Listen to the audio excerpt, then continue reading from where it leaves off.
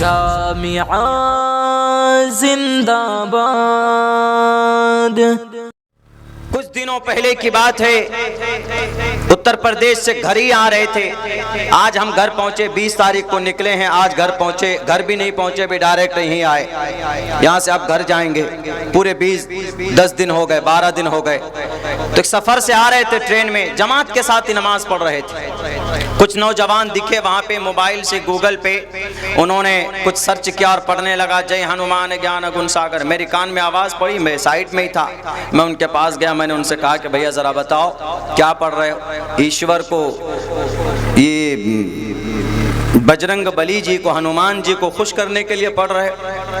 उन्होंने कहा कि हाँ हम पढ़ रहे हैं पुण्य कमाने के लिए। हमने कहा कि ये तबलीग के साथ ही मगरिब की नमाज के लिए खड़े हुए सूरह फातिहा पढ़ रहे, तो इनके अगेंस्ट में तुम पढ़ रहे हो ना, पहले से तो नहीं पढ़ रहे थे तुम? उन्होंने कहा नहीं, इट्स फ्रीडम, आज़ादी है, कोई कहीं पढ़ सकता। हमने कहा नो प्रॉब्लम, पढ़ो, यकीनन तुमको याद है पूरा, पढ़ सकते हो, पढ़ो। एक लड़का, 3-4 स्टूडेंट थे, उनकी उम्र भी इतनी थी कि शायद वोटर लिस्ट में नाम नहीं होगा। 18 साल 17 साल भी मुकम्मल उनके नहीं थे, उन बच्चों के। तो वो कह रहा कि तुम पढ़ भाई, ले। वो भी पढ़ रहा, जय हनुमान ज्ञान गुण सागर, जय कपीसते लोग उजागर। वो कह रहा मुझे इतना ही आता, ले तुम पढ़।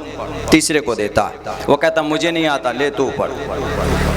हमने कहा बस इतनी मोहब्बत है बजरंग बली जी से कि हनुमान चालीसा भी याद नहीं है। हमने कहा लो पूरा खोलो, मैं पढ़ता हूँ। हमने शुरू किया, कम से कम 6 से 8 लाइन पढ़कर उनको बताया, जय हनुमान ज्ञान गुण सागर, जय कपीसते लोक उजागर, रामदूत अतुलित बलदामा, अंजनी पुत्र पवन सुतनामा, कंचन वरन वराज सुबेशा, कानन कुंडल कुंचित केशा। हमने कहा कि सिर्फ ये बता दो जय हनुमान ज्ञान गुण सागर, जय कपीसते लोक उजागर का क्या मतलब है, बता दो। And I agree with you, मैं तुम्हें मान लूंगा। कहा मौलाना हम लोगों को तो एक ही लाइन याद है, इससे आगे याद ही नहीं।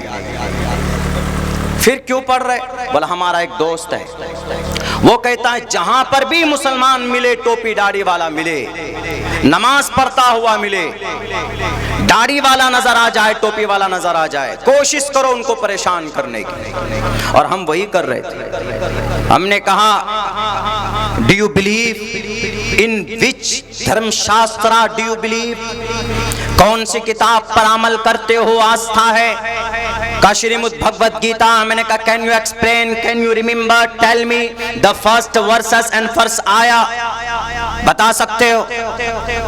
बोला नो, नहीं बता सकते। I am not able to tell you the first verses and first आया एंड फर्स्ट मंत्रा। हमने कहा वो भी मैं बताता हूँ। धर्म क्षेत्रे कुरुक्षेत्रे समवेता युत्सवः मामका पांडवा किम कुर्वत संजया।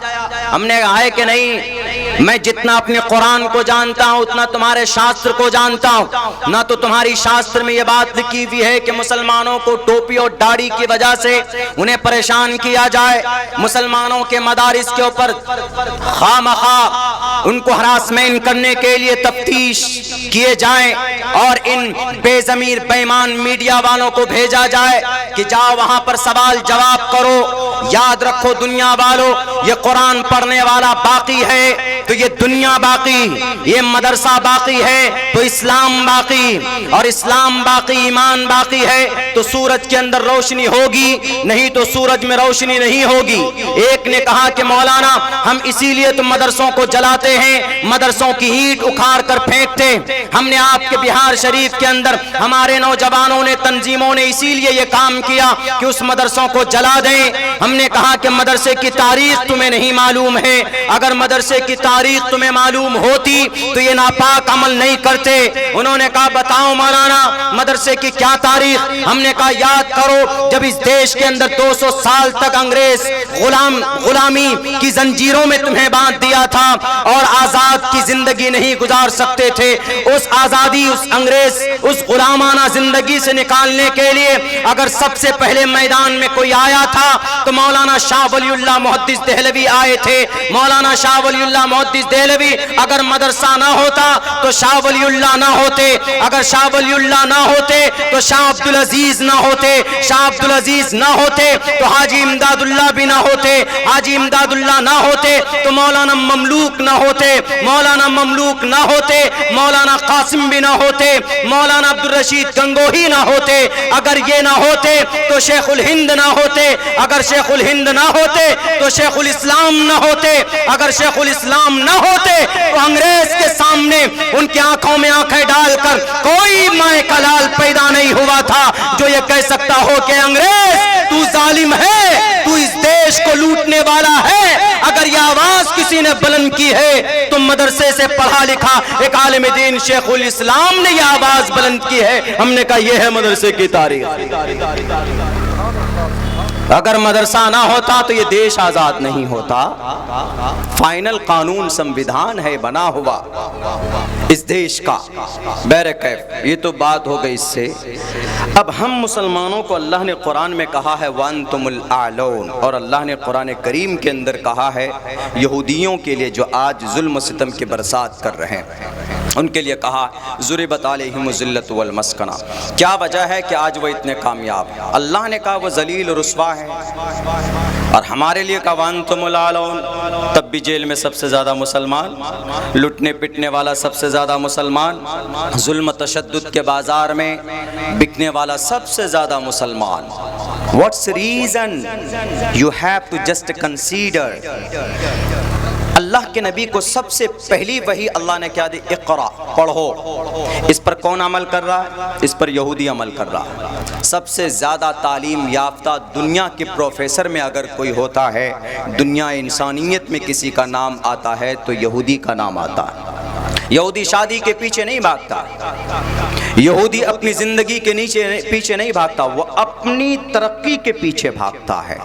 यही वजह है कि आज दुनिया के अंदर 780 प्रोडक्ट ऐसे हैं कि जिनका प्रोडक्शन हाउस, ये mobile, iPhone, Nokia, Motorola, Oral B brush, और जनाब drink, Mirinda, Sprite, Coca Cola, Thums Up, cosmetic की दुनिया में चले जाओ, कैप्सी की दुनिया में, खान पान की दुनिया में चले जाओ, हर जगह पर यहूदी ने अपना सिक्का और अपना झंडा गाड़ा। लेकिन जालिम कौम, सबसे ज्यादा लुटने वाली कौम आज जालिम बन गई। क्यों बनी, कैसे बनी? दो तीन चीजें ऐसी है जो उन्होंने हमसे लिया। एक तो ये कि उन्होंने एजुकेशन पे मेहनत की, तालीम पे मेहनत की। वो अलग बात है कि कौन से तालीम पे मेहनत की। मैं तो मॉडर्न एजुकेशन में और दीनी एजुकेशन में, मॉडर्न एजुकेशन को जन्म दिया गया 1842 में। सुनिए, मॉडर्न एजुकेशन कोई मॉडर्न नहीं है, जदीद तालीम जिन्हें बोलते। साइंस कुरान से निकला, विज्ञान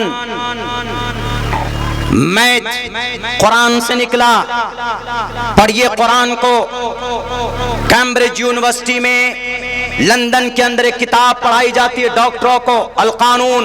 इस किताब को लिखने वाला कोई बड़ा मुफक्किर नहीं है, शेख हुसैन इब्न अली सीना, मदरसे का पढ़ा लिखा। दवाई तैयार करने के लिए जाबिर इब्न हय्यान की केमिकल डाली जाती है, ऑपरेशन करने के लिए कासिम अबुल कासिम अज़हरावी। दुनिया के अंदर इतना बड़ा डॉक्टर नहीं जितना बड़ा डॉक्टर इस्लाम ने पैदा किया, अबू बकर मोहम्मद बिन ज़करिया राजी।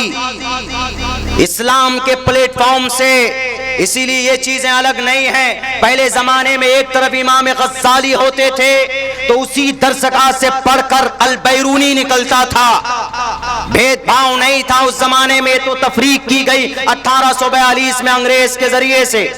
तालीम पर मेहनत करो, तालीम पर मेहनत होगी, नौजवान शराब से भी दूर होगा, नौजवान सूद से भी दूर होगा। जो आज हमारे सीमांचल में रोना है कि हमारा बच्चा शराब पीता है, हमारा बच्चा नशे में हमेशा धुत रहता है, ये इसकी वजह यही है कि वो बच्चा जानता नहीं है कि उसकी जिंदगी कितनी कीमती। उसने कभी एक लफ्ज नहीं पढ़ा, उसने अपने अकीदे को नहीं जाना, उसने शराब के गुनाह को नहीं जाना। Education, the primary aim of education education is to prepare and to qualify the new generation for participation in the development cultural society. अपने समाज को तरक्की याफ्ता बनाना हो तो अपने बच्चों को पढ़ाओ। 500 रुपए 300 रुपए किलो का जो गोश्त और मांस मछली खाते हैं उन्हें त्याग दो, अपने बच्चों को पढ़ाओ। अगर दुनिया तुम्हारी कदमों पे आकर न झुक जाए, इन यहूदियों के तरह 18 तंजीमें काम करती, यहूदियत में मईशत पे अलग, तालीम पर अलग, टेक्नोलॉजी में अलग, जिद्दत पे अलग और जनाब सोशल लिफाई काम में अलग। कौन? ये यहूदी। यही वजह है कि आज अमेरिका भी अगर किसी के साथ मिला हुआ है तो इन यहूदियों के साथ मिला हुआ। लेकिन बड़े अफसोस के साथ ये बात कहनी पड़ती, हम मुसलमान भूल गए अपने किरदार को।